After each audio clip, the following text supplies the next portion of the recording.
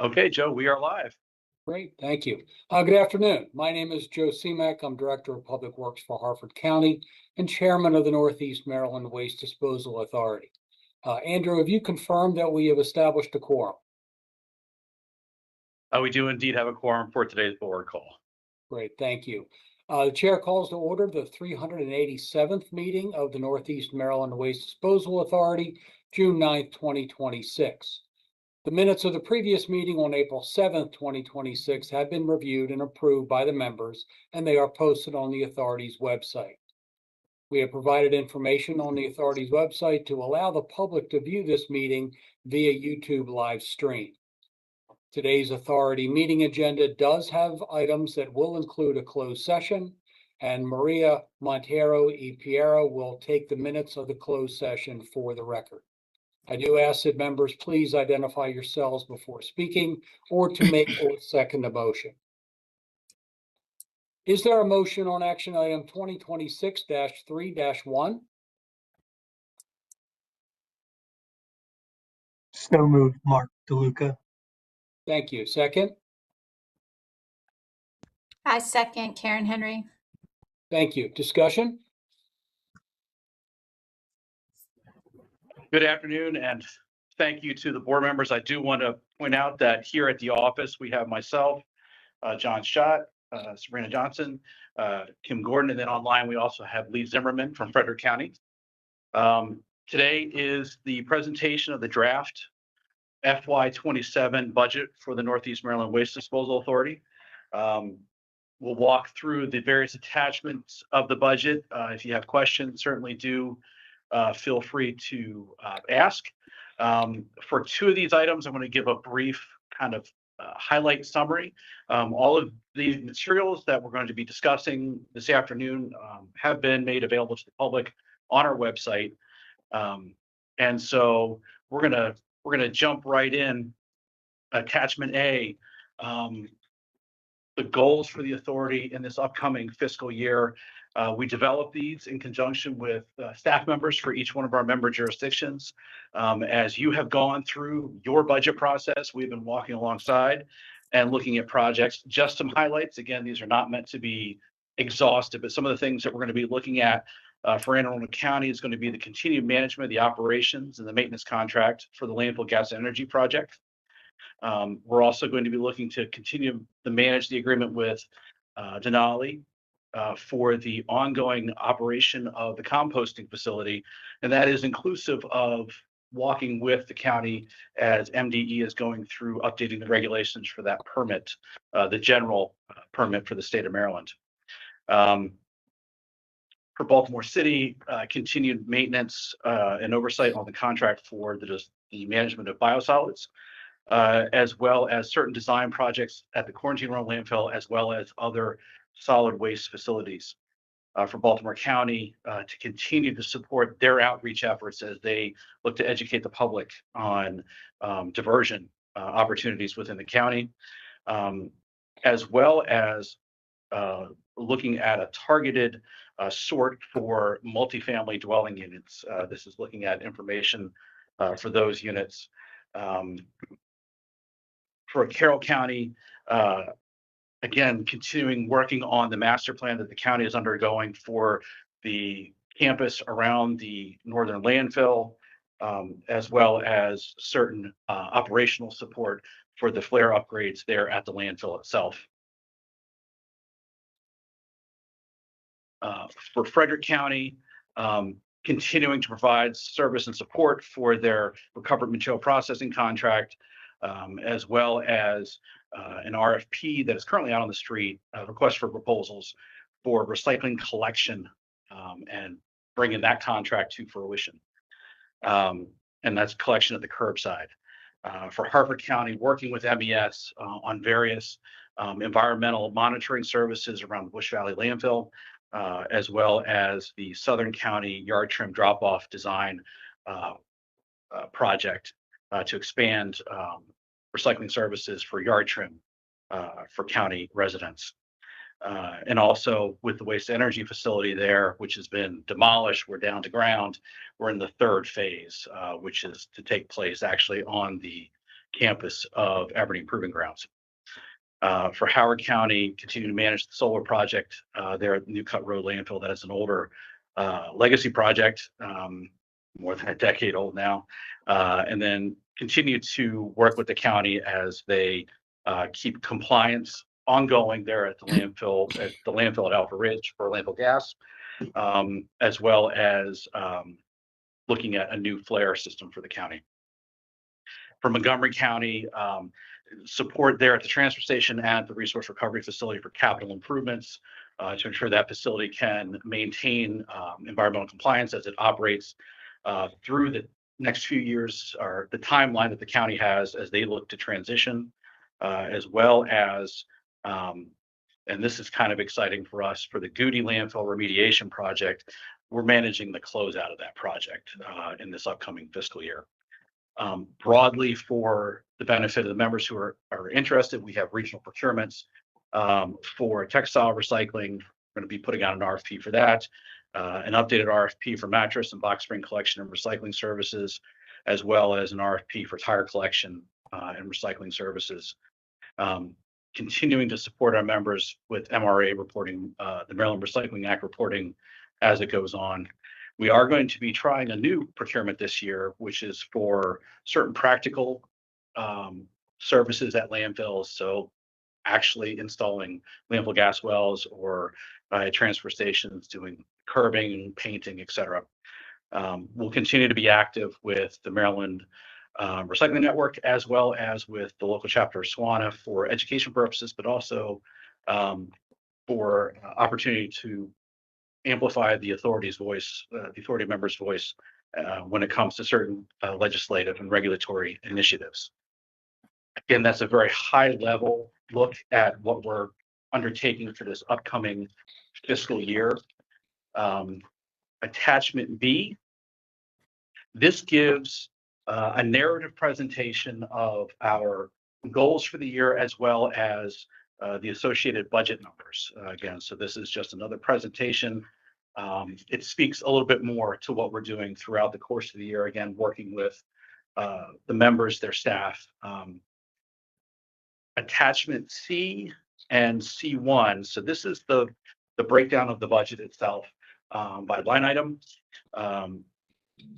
These are the activities that we're planning to undertake. These monies will not be charged until a project is actually approved and a purchase order is provided by the responsible jurisdiction.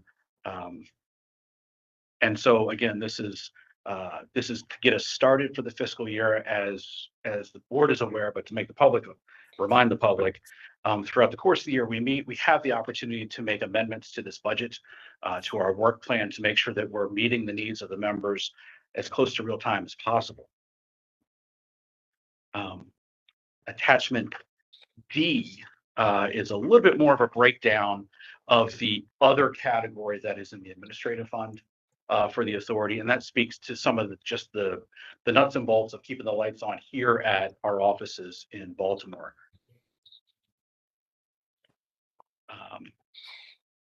Attachment E for folks takes that budget that was presented in C and C1 and breaks it out even further. So you can see the sub projects and the activities. This again could be tied back to the larger narrative work plan. So we're trying to present multiple ways of looking at the budget and the activities that we will be undertaking through the fiscal year. Attachment F. This is contracts of note, so renewals, increases, and or extensions for FY27. Just want to highlight a few items. Again, this information was all made available to the public and is on our website. Pinnacle Communications, we're increasing their contract up to an increase of $300,000. And again, that's to support anticipated communication projects for member jurisdictions as well as the authority. Our on-call engineers, these contracts went into extension for the last year of the current contract back in April. So we will be working on a procurement for those services in the upcoming fiscal year. But I do want to highlight that we're proposing to make updates to the contract values for ARM Group of $1 million. And that's for compliance projects in Baltimore City and other projects the members bring up. EA Engineering, an increase of $2 million. And this is anticipated for projects in Baltimore City, Baltimore County, and other jurisdictions. Geosyntec Consultants, an increase of $500,000. And again, these are compliance projects for member jurisdictions. HDR Inc., increase of $1 million. And this is for anticipated resource recovery facility work for Montgomery County and other projects the members may bring up. And then Stearns, Conrad, and Schmidt Engineers, Inc., that's SCS, increase of $1 million for anticipated projects for other members. Attachment G in your packet are the accomplishments for FY26. And as with the goals, I'm just going to do a couple highlighted for each of the jurisdictions, just for the sake of example. Again, the full detail is provided in your packet. This was also will be the backbone, if you will, of the annual report that we submit after the audit is complete and approved by the board. For Anne Arundel County, again, we managed that contract with Denali and have been working with the county staff and the local fire marshal on operational issues to make sure that that facility is well run. Working with the county also on disposal through the long-term contract with Waste Management for King George. And that's making sure that all the permits are kept up to compliance, that the service agreement terms are being met, et cetera. For the city of Baltimore, we did complete the procurement for household hazardous waste services to get that ball rolling for the city, transitioning away from their current contractor or their current contract, as well as assisting with organics collection processing contract from 5 drop-off sites within the city. That is, that's an interesting project because it's actually going to be expanded in the upcoming fiscal year. For Baltimore County, we're working with the county staff on the expansion of the county's landfill at Eastern Sanitary Landfill, as well as started that targeted recyclable study of multifamily dwelling units in the county. And that'll help them with planning, not only for practical operations, but then outreach and education. Carroll County, again, working through that process with the landfill master plan, as well as providing support for HHW events throughout the year, as well as electronics, recycling, and tire recycling. Frederick County, a lot of work there at the landfill itself in terms of an environmental site assessment for planning and ongoing operations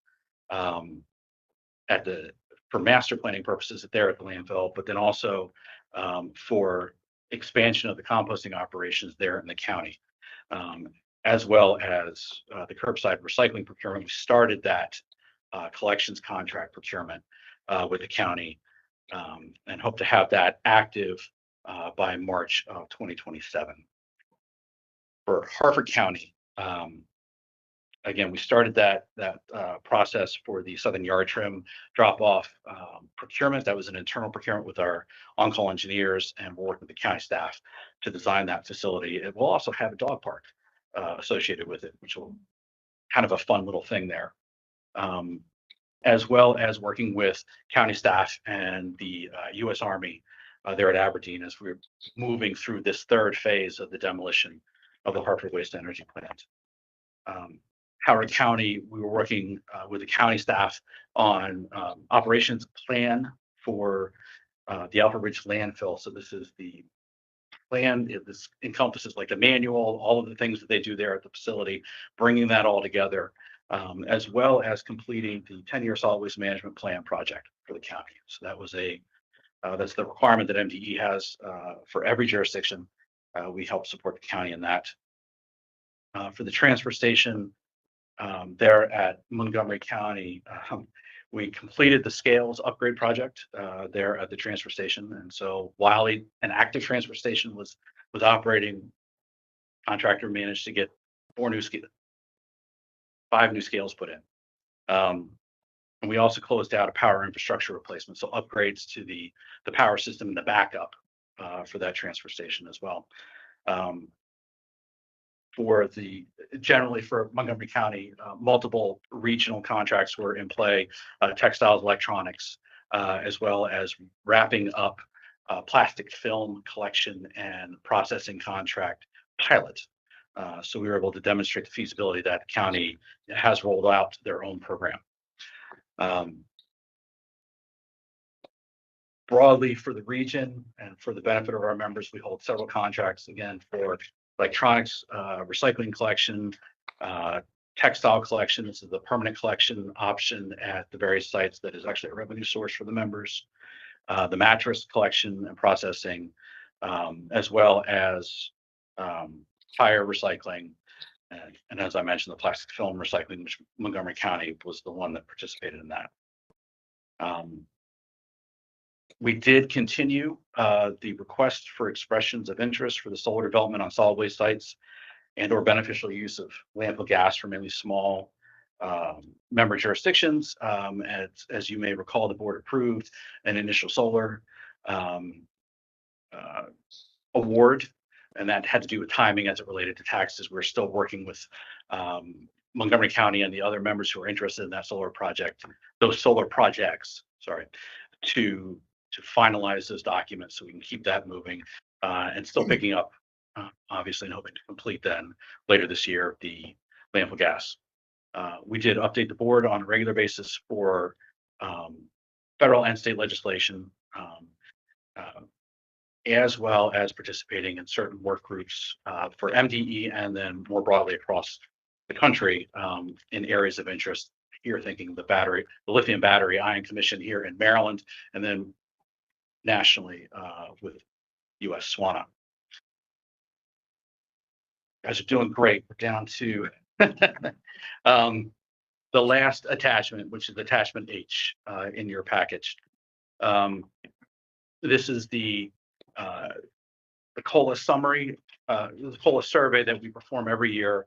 And this helps inform the board as we look at budget as well as where we're going to stand for FY27.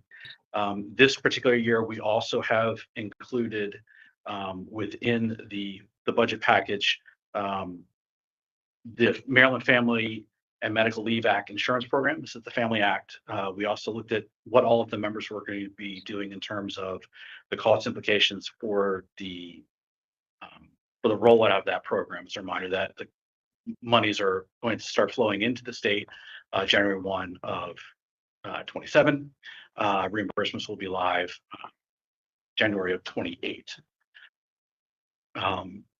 And so in a nutshell, this brief summary, I think it was brief, sets the budget stage for the board as you go into your discussions.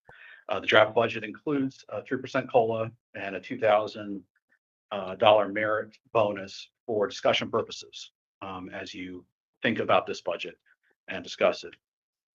Those discussions take place obviously during the closed session where you review the executive director's performance. And then the final budget will be a result of those conversations that you have in closed session. And that will be reported out at the end of this meeting. So with that, Joe, I'm done with my presentation on the budget. Thank you. Any questions or any comments from the board members, or anything to be elaborated on by Andrew?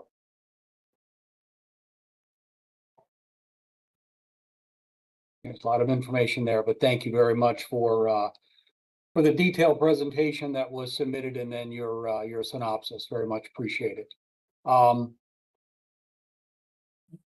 So what I'd like to, hearing no other questions or discussions from the members, I do ask for a motion to go into closed session under the Maryland Annotated Code, Open Meetings Act, Section 3-305B1, to discuss compensation and performance evaluation of employees and the executive director of the authority over whom the board has jurisdiction.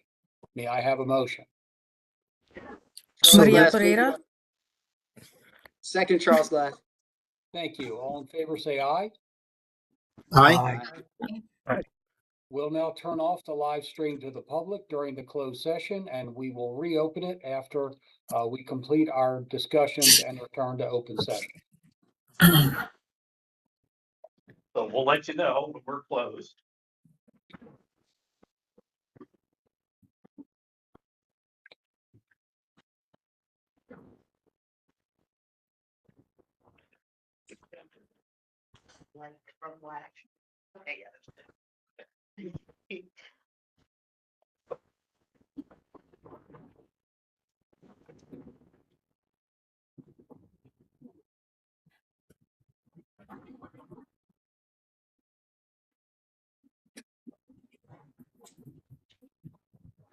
We have to wait and make sure that nobody's hiding behind the sign.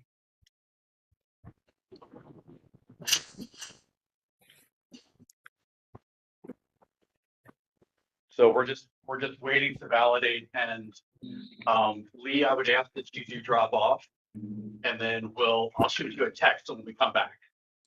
I will text you. All right, sounds good.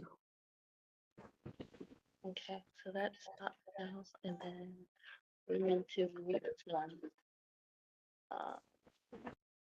Yes, okay, great. And then Yeah, I think we're good to go. we have to wait. There will be two things that we want to discuss and come to an agreement on. One has to do with the salary increases for staff in whatever manner and style that we want to come to agreement on. And the second item is to discuss performance evaluation of the executive director and then a corresponding salary adjustment. Yeah, it's gonna stop in a second. So, with that, Andrew has put together, as he usually does, the summary of at least the proposed budgeted COLAs, merits, and other basis for increases in the various member jurisdictions. Oh, shoot, okay, tell them to, What happened? Hey, Joe, Yes, real quick, there's still. I'm hearing some background. Just hit stop live stream. yeah, if I hit this, so I can't go back. Yeah, okay.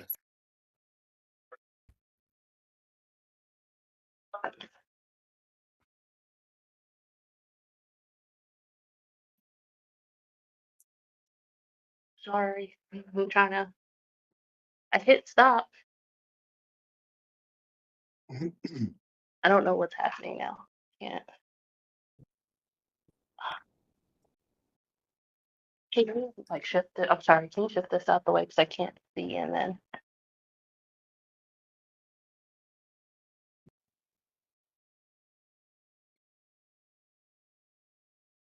I've got an indicator that we are back on the live stream, but I don't hear anything from you all in the conference room.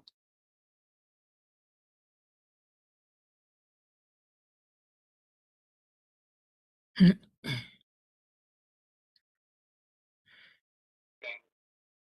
you all in the conference room. Can you hear us now? Oh, there we go. Now we Yeah. do. Okay.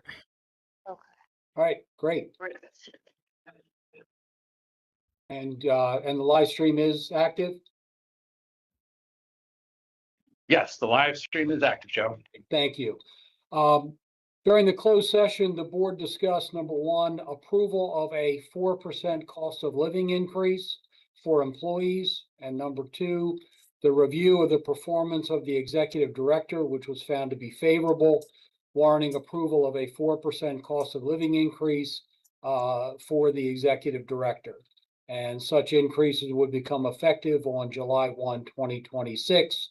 And that the draft budget that was discussed today on the financial terms will be adjusted to reflect the approved cost of living increases for employees and the executive director. Are there any questions or any other discussion from the members regarding the presentation of the proposed budget?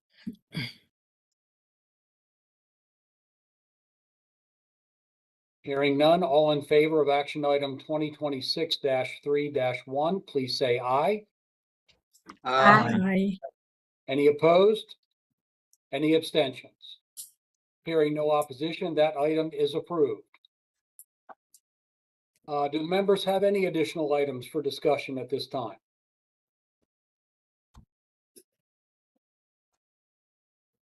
Well, I do have one thing to add. I understand that Mark DeLuca is going to be retiring. Mark, is this going to be your last meeting then? Correct. I had to hold out for this one. Well, Couldn't miss it. I just want to But say yeah, on I'll be- behalf of me personally and the board, thank you very much for your service to not only Howard County and this board, but to the state of Maryland in general. So very much appreciated, and certainly all the best wishes to you and your family moving forward into your next adventure. I don't like calling them retirements. I like calling them an adventure. It just sounds a little more positive for whatever people are going to be doing. So congratulations. It's true. I appreciate it very much. Appreciate it very much, Joe. June 30th is my last day, but this will be my last meeting, and we'll be submitting names for replacement. Okay. So Best wishes. Congratulations, Mark. Congratulations. well, Yeah. thank you. Happy retirement. It's been a pleasure serving on the board. That's for sure. So, Any other items for discussion from the board members? Hearing none, there being no further business on the agenda, this meeting is adjourned. Thank you all very much for your time. Thanks. Thank you. Thank you all. Best to all.